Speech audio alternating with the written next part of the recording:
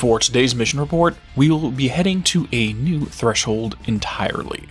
Ground control takes the crew to the Black Rock Quarry. Before getting into the dangers of the mission, a bit of history is in order. The Black Rock Quarry is an interesting dimension and instrumental in the raw materials required for Black Rock equipment. Without it, the altered item containment cells would be impossible. The firebreak that separate important sectors would never have been built. Lately, the idea of weapons made from this paranatural mineral began development as seen in the Lake House. However, the most important application is the development of the Hadron Resonance Amplifiers, or HRAs. Without them, the hiss would immediately overtake the survivors. This mineral has been shown to block certain wavelengths of paranatural energies. It is described as paranatural lead for this reason. More than this though, the quarry is home to many sites. One is Quarry Site Beta, or the Formation. No one knows who built it, but it has an abstract connection to 4 tether points. Another oddity is that one of these tether points has a furnace present just like the one in the maintenance sector. Whether these two are connected in some way or independent hearths of the place, who knows. For the ground control mission, the most important location would be the city. This is a place far off from where the FBC's mining operation is centered. No information is given on what this city even is. It could be the site of an existing alien civilization, ruins of a dead civilization, or some other paranatural site. An incident related to the city occurred when the Threshold Safety Inspector, Malcolm Mallows, visited the quarry. His goal was to periodically check the thresholds attached to the oldest house to review procedures and safety practices. He found the entire mining crew in a catatonic state and all facing towards the city. Shouting at them would not get their attention. However, physically shaking them caused them to become conscious, although disorientated. Malcolm recommended shorter work shifts and weekly psychological evaluations for quarry workers. Outside of this, the only possible reference we have to the city was in the Threshold Kids. In the Missing Mama episode, Topher mentions that his mother went out into the city and never came back. Dad says my mama went missing in actions. She walked into the city and didn't come back. Considering these puppet shows were made by parapsychologist Bethany Harrington, the inspiration for this fictional event may have been inspired by real agents going missing in the city, the real-life details being redacted.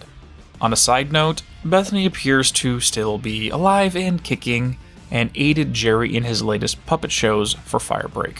With all this said, the history of the quarry is done. Now it is time to look at the new information with ground control. According to the new documents released, the threat of the leeches appears to have originated from the city itself.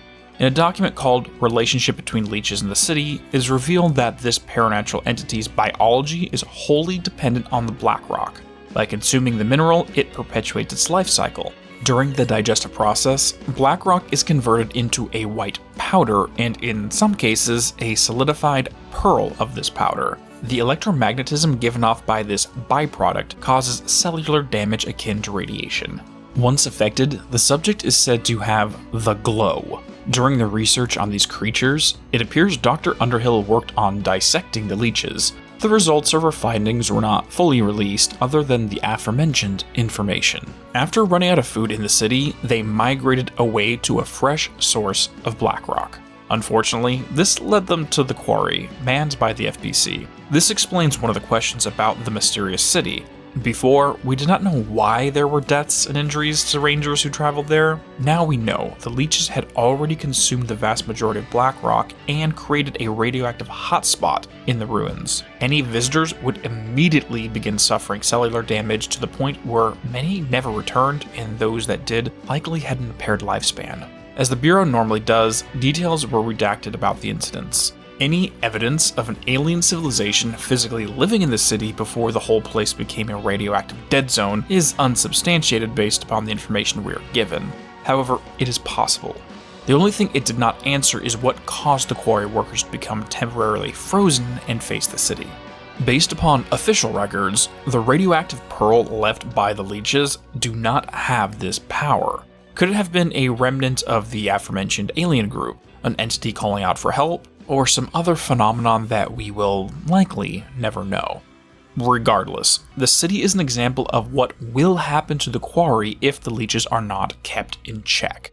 The preface of this video stressed the importance of Black Rock as a resource.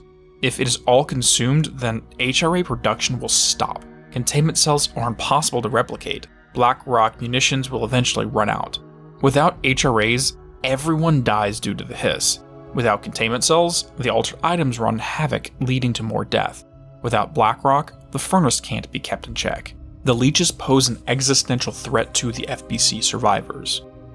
This brings us to our current mission. Firebreak crews taking on ground control are tasked with two primary goals. Canisters of Black Rock are littered around the quarry. Recovering these and returning them to the house will ensure the continued production of life-saving equipment, but this is only a short-term thing. The more important task is dealing with the leeches itself. Shooting them is fine, but the more dangerous thing is the pearls left behind. Even if all the leeches are gone, the leftover sources of radiation will turn the quarry into the city, a place where Bureau miners will no longer be able to access.